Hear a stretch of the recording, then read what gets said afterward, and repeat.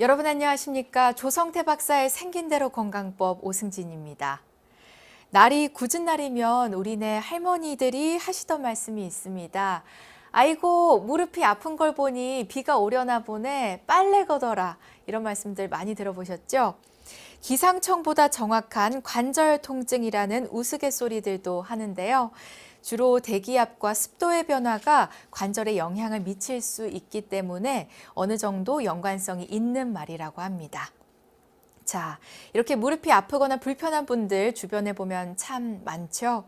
인공 관절 수술을 결정하는 분들도 많고요.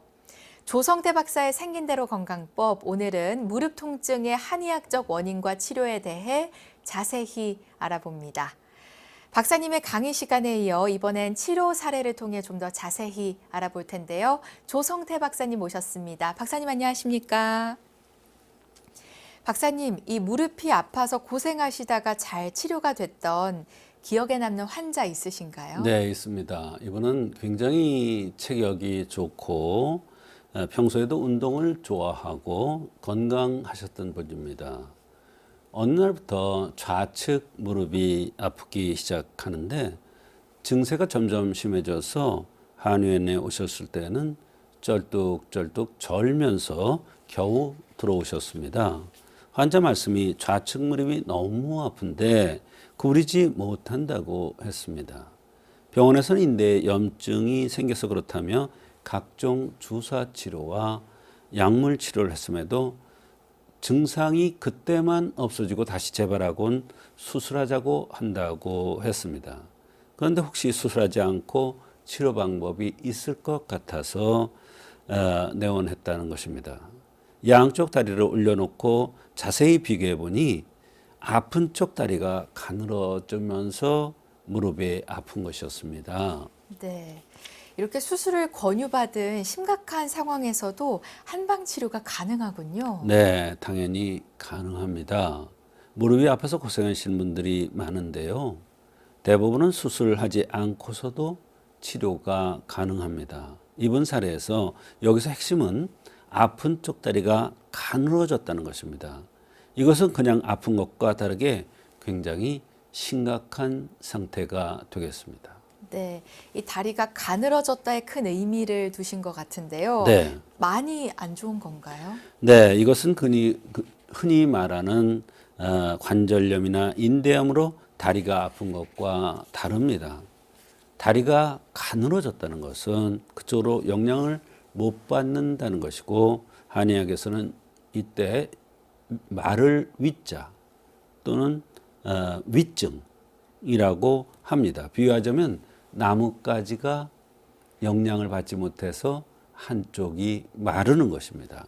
다리가 가늘어지면서 말라가면서 그쪽으로 영향이 못 가니까 근육, 인대 탄력도 떨어지고 움직이면 아프고 이런 현상이 생기는 것입니다.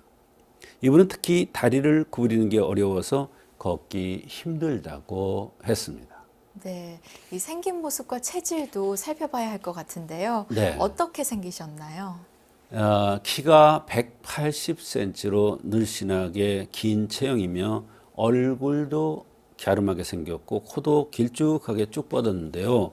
이것을 우리나라 나무처럼 길게 뻗어 있다고 해서 목체질이라고 합니다.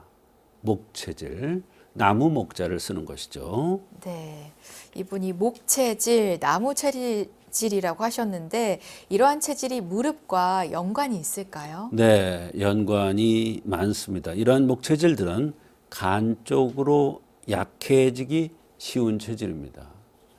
한의학에서 말하는 간은 여러 가지 의미가 있는데요. 좌측 다리도 간에 속하고 무릎도 간에 속하고 근육도 간에 속하죠. 그래서 이분이 좌측 무릎이 아픈 것이 우연한 것이 아니라 그 체질에 그 병이 온 것이라는 의미가 되겠습니다. 그렇군요. 이 환자가 호소하는 다른 증상들도 있었나요? 네, 다양한 증상들이 있었습니다. 좌측 무릎이 구부러지지 않는다. 또 몸이 피곤하면 여기저기 다 돌아다니면서 아프다. 5, 6개월 전에 밤에 2시간마다 소변을 본다. 5, 6개월 전부터 밤에 2시간마다 소변을 본대요. 소변을 봐도 많이 나오지 않는다. 밤에 소변 때문에 자주 깨서 아침에 너무 피곤을 많이 느낀다. 왼쪽 잇몸이 내려앉았다. 당뇨약을 40대부터 복용 중이다. 우측 눈에 눈곱이 자주 낀다. 발이 시리다. 식욕은 좋아서 잘 먹는데 소화도 괜찮은데 이렇게 몸이 안 좋다는 거예요. 원래 감기도 잘 안 걸리는데 최근 들어서 골골하는 느낌이라고 그랬고요. 앉았다 일어나면 띵 하는 느낌이 들고 세수할 때 허리가 뜨끔뜨끔할 때가 있다고 했습니다. 여러 가지 증상이 있으셨네요. 네. 어떻게 치료해 주셨나요? 목체가 다리가 아픈 데는 간과 연관이 된다는 점에 착안해서 목체형의 다리가 말라가는 위증에 주로 응용하는 자열 양근탕이라는 약을 투여하였습니다. 그런데 한약에서는 대소변 문제가 있으면 다른 증상보다도 대소변 문제를 먼저 해결해야 한다는 그러한 아주 중요한 대원칙이 있습니다. 그래서 위 처방에 오자원이라는 처방을 합방하였는데요. 이 처방은 특히 밤에 소변을 자주 볼 때 쓰는 처방으로 항이뇨 호르몬의 분비 장애에 관여하는 것으로 잘 알려져 있습니다. 치료 결과는 어땠는지 궁금합니다. 한제를 드시고 오셔서 하시는 말씀이 대변이 묽었던 게 좋아지고 소변에 밤에 서너 번 갔던 게 한두 번으로 줄었다고 하셨는데요. 대소변의 문제가 해결되면 오장육부가 일단 정상적으로 운행되는 것이므로 이것은 모든 병의 치료의 근본이 되는 것입니다. 병이 좋아질 수 있다는 것을 암시하는 반응이기도 합니다. 하지만 위증이라는 다리가 말라가면서 무릎이 아픈 병은 굉장히 위중하고 6개월 이상 치료해야 되는 깊은 질환입니다. 그래도 서너 달 꾸준하게 약을 쓰면서 무릎을 구부릴 수 있는 각도가 조금씩 좋아지기 시작했습니다. 처음에는 40도, 50도도 힘들던 것이 90도 이상 구부릴 수 있게 되었으며 운동을 그렇게 좋아하던 사람이 이제는 운동을 못하나 했는데 운동을 다시 시작할 수 있게 되었다며 감사 인사를 전해온 적이 있습니다.